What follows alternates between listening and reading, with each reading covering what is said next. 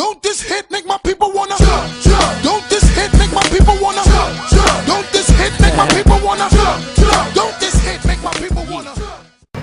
Hello, ladies and gentlemen. Welcome to AIMEzing Words. This is AIME. I'm here with Yahoo's head NBA guy, also Bana alum, Adrian Wojnarowski, and here to ask him a few questions about this exciting offseason and about really, we heard a lot about him in the last year, and I feel like every big signing that happened this summer, for the most part, was attached to your name. So, first of all, I just want, and I know you also have been working with Fox Sports over the recent months, so just want you to talk about the experience in these last couple of months.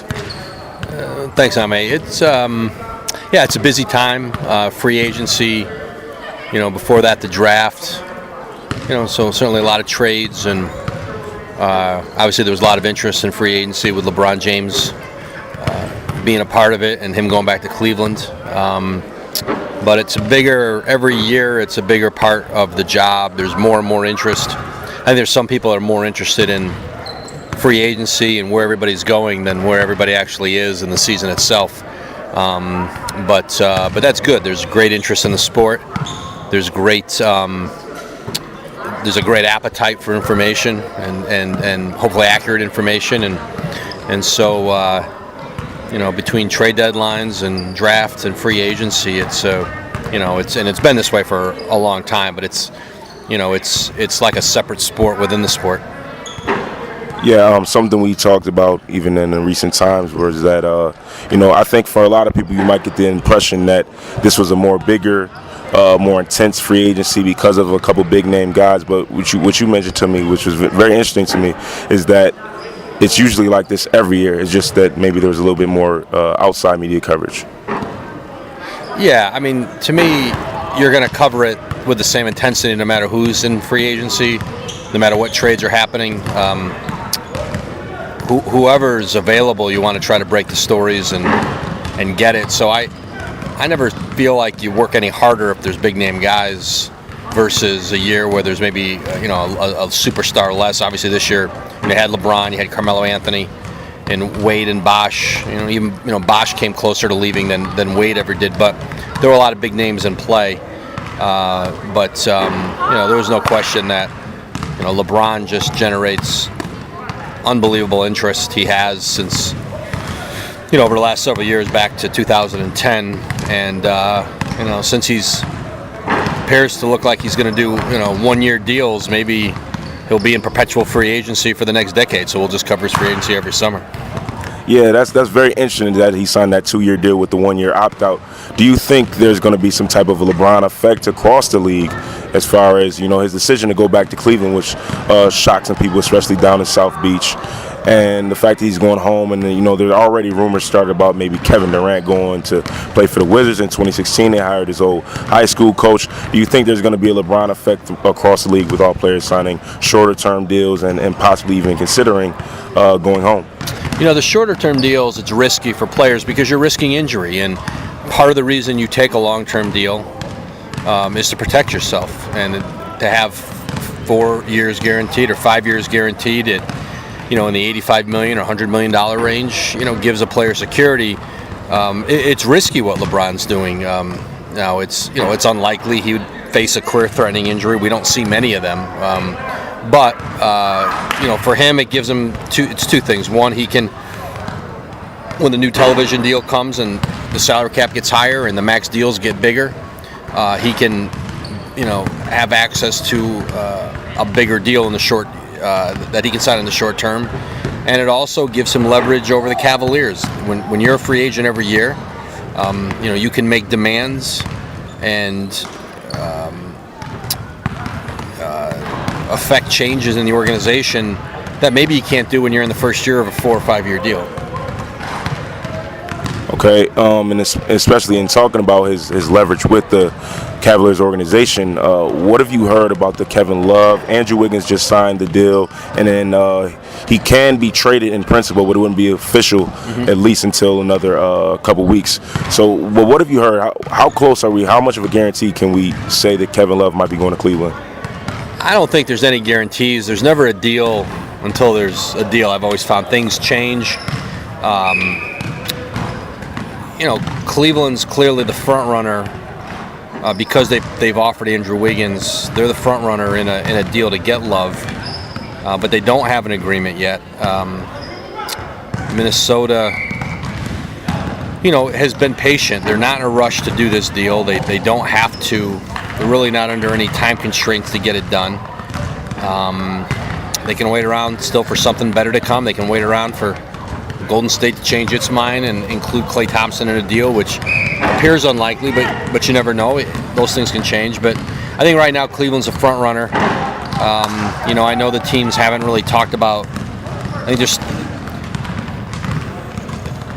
there's still a lot of moving pieces, as it was described to me today by somebody involved in the trade talks. There's a lot of players still being kind of put in and out of deals between the teams.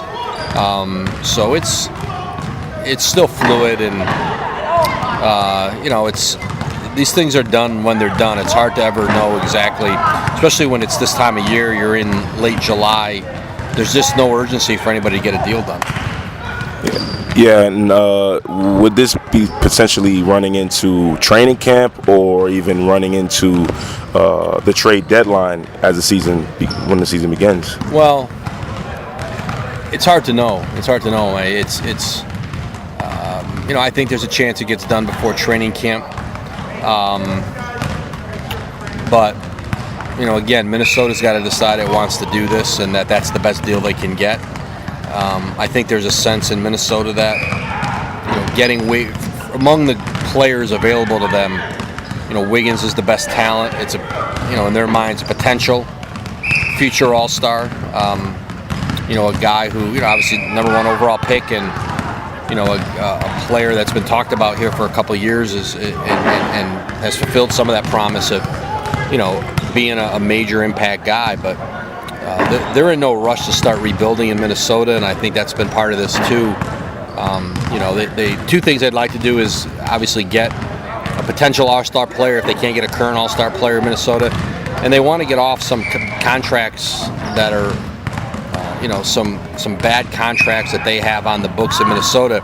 They'd like to be able to unload those in a Love deal, and that's why you may end up seeing a third team in the deal, where you see a third team maybe take on one of those contracts, and Cleveland probably have to give that team a potential first-round pick along with a pick or two that they would give to Minnesota.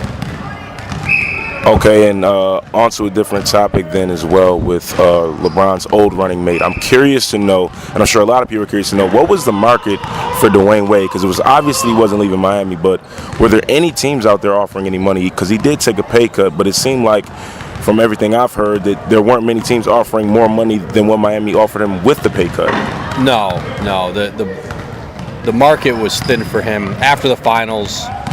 There's just a lot of questions about his knees and his his short-term health. Not just his long-term health, but in the short term, just how healthy he's going to be anymore.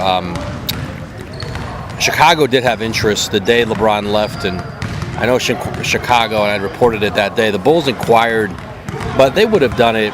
Obviously Wade's from Chicago, and maybe there was a little bit of appeal, but they're going to take care of him in Miami. He opted out of $42 million. I would be shocked if between now and the end of his career he doesn't get that money back in future deals. But the one thing about the Miami organization, they've traditionally been very loyal to players, especially players who've won there. And I think over time he knows he'll probably get most, if not all, that $42 million back. But he opted out of that deal like Bosch did, believing LeBron was staying. They opted out with the belief that LeBron was staying. They would all redo their deals, and it would help to create some cap space to get some help in there. And they were all surprised when LeBron left because they were all under the impression he was going to stay. And when we bring up that word surprise, what was the LeBron move to Cleveland a surprise to you? What do you think was the biggest surprise in this free agency move? We had Gasol go to Chicago.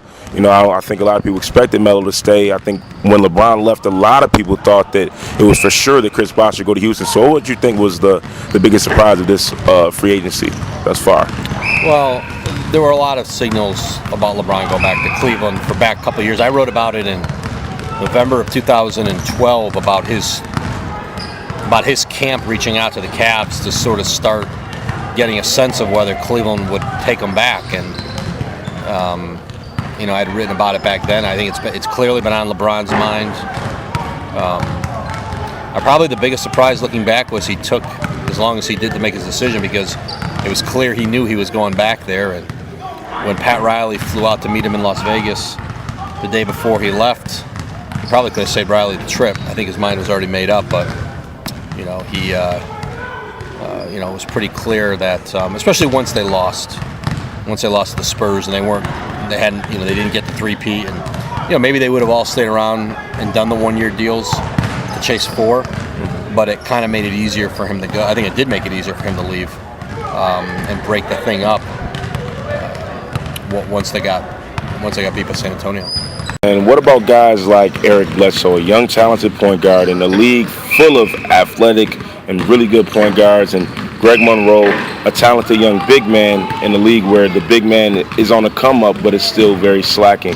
What's the market for those guys? Because with restricted free agents, they have a team can match a deal.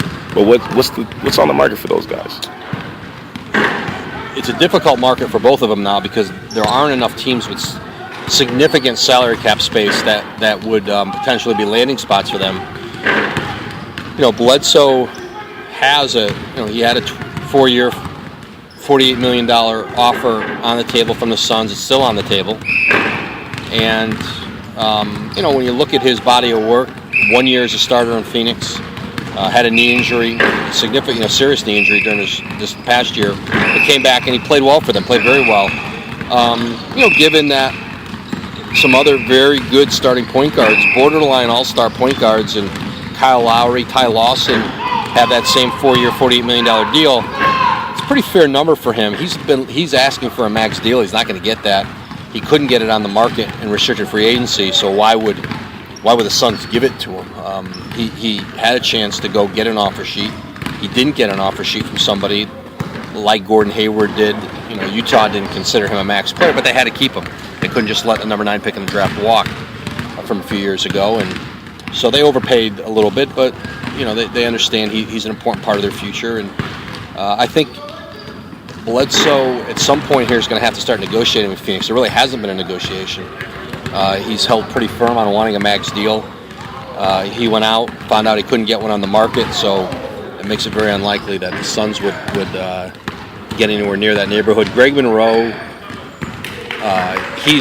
Detroit has tried to help him with some sign and trade possibilities around the league. Monroe doesn't really have a great interest in going back and playing with the Pistons, but they need to get, if they're going to move him in a sign and trade, they got to get value for him, and they've got to find some players. They got to get back some significant players, some significant talent to compensate for that loss. They haven't been able to find a deal for him. He could take what's called the qualifying offer, and then play 1 year and become an unrestricted free agent next summer. But that's risky. You're risking injury. You're on a 1-year deal when you could right now get the security of a long-term extension. So those are two. There'll be two interesting situations here that are yet to fully develop. Are you able to say any of the teams that Detroit's tried to negotiate with in the possible sign and trade? Yeah, they've talked with Atlanta. I believe they talked with Phoenix for a while. Those are two off the top of my head that they had conversations with, and there was interest. Portland had some interest early on, but those teams moved on, and when they realized, again, they could have signed Monroe to an offer sheet, but Detroit would have likely matched it, and they weren't going to just let him leave for nothing. So, again, it's hard to be a restricted free agent, again, because teams generally don't want to lose a player for nothing and end up, a player that they value. They're going to match the offer, and then the other team who doesn't get who gave them the offer sheet is stuck for 3 days, not being able to put any other offers out there because they're tied up waiting for that, for the team to decide whether they're going to keep them or not or match it. So it's a difficult process. Okay, and we're going to move on from all of that. We're here at your alma mater, soon to be mine, hopefully. But here for camp. And what's it been like, though? Because I've been able to catch you a few times on Fox Sports. So what's it been like with that new job? I know that's something that's really cool, really interesting, being an insider. And that's really a part of the business of covering the game today as well. So what's it been like working with Fox Sports? It's been good. I added that along with my Yahoo. I still write for Yahoo, and I'll continue to write for Yahoo. But I work with the studio on Fox Sports doing NBA. As their NBA insider, and it was great. I really enjoyed it. I spent a couple weeks out in LA at their studio right at the beginning of free agency on July 1. So broke stories and wrote stories there, and then went on the air and talked about what was happening, what deals had just happened, were about to happen, and then I do it remotely. Live in the New York area, and so I'll get on the satellite feed and do it that way with them. But I've enjoyed it, and it's very different than writing. It's a different discipline, but I'm trying to get better at it, and it's been enjoyable. And that'll be it for today. Thank you once again, Mr. Adrian Wojnarowski, Yahoo NBA insider and also insider for Fox Sports. We're live here from St. Bonaventure at Mark Schmidt's basketball camp. Thanks for all the listeners. Go Bonnies. Go Bonnies.